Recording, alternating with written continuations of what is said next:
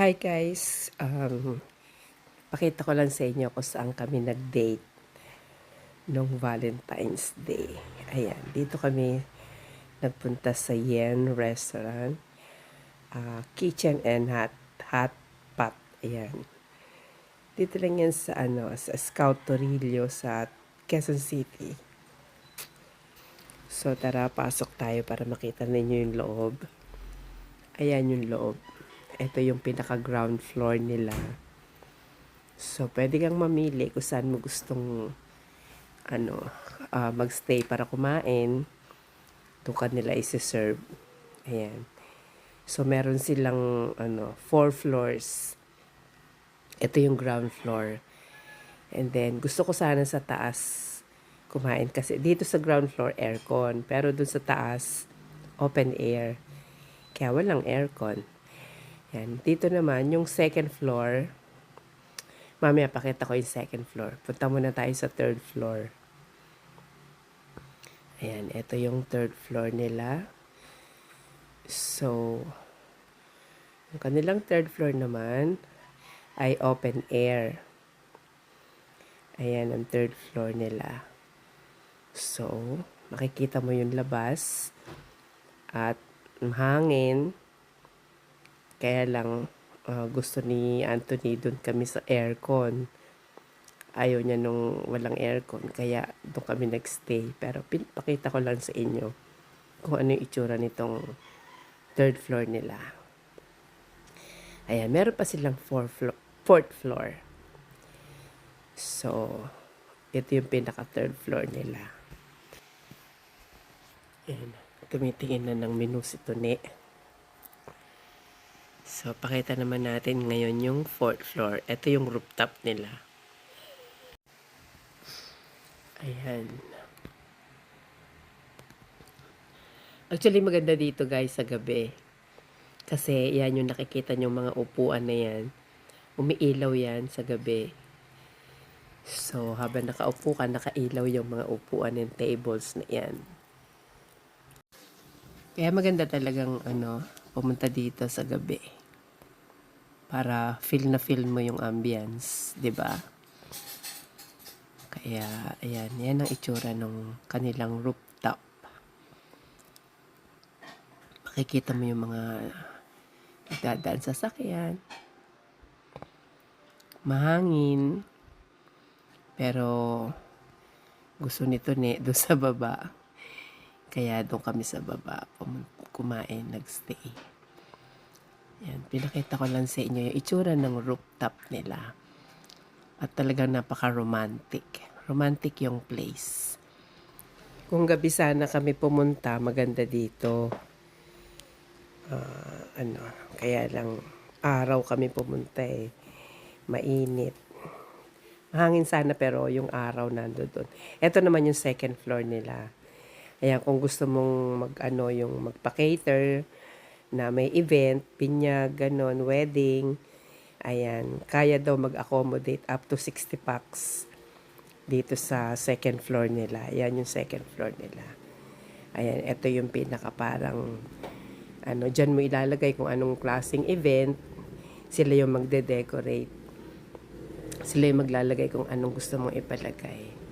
So, good for 60 packs daw yun, for 3 hours. Kaya lang, yung halaga, hindi niya sinabi, depende daw sa menu. Ayan. So, eto, nandito na kami sa baba. Order kami ng mga dim sum, ng mga wonton mami, tsaka ng mga pika-pika, kasi ayaw namin mag-rice. Siyempre, diet ang lolo't lola. Kaya, ayan, pika-pika lang yung in-order namin. Fries, buttered chicken, mga dim sum, ayan, different kinds of dim sum. Tapos, wonton mami, beef wonton mami. So, ayan, dyan muna kayo, kakain muna kami. Ayan, so, kain-kain na rin. Okay, so, enjoy watching guys.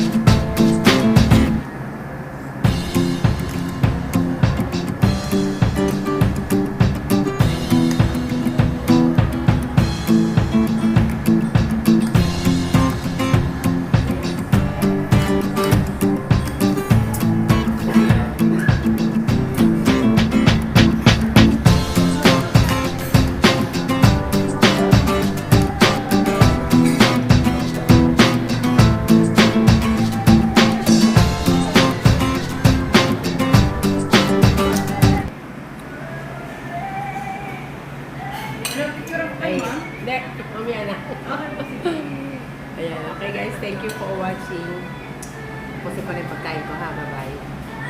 Thank you, thank you.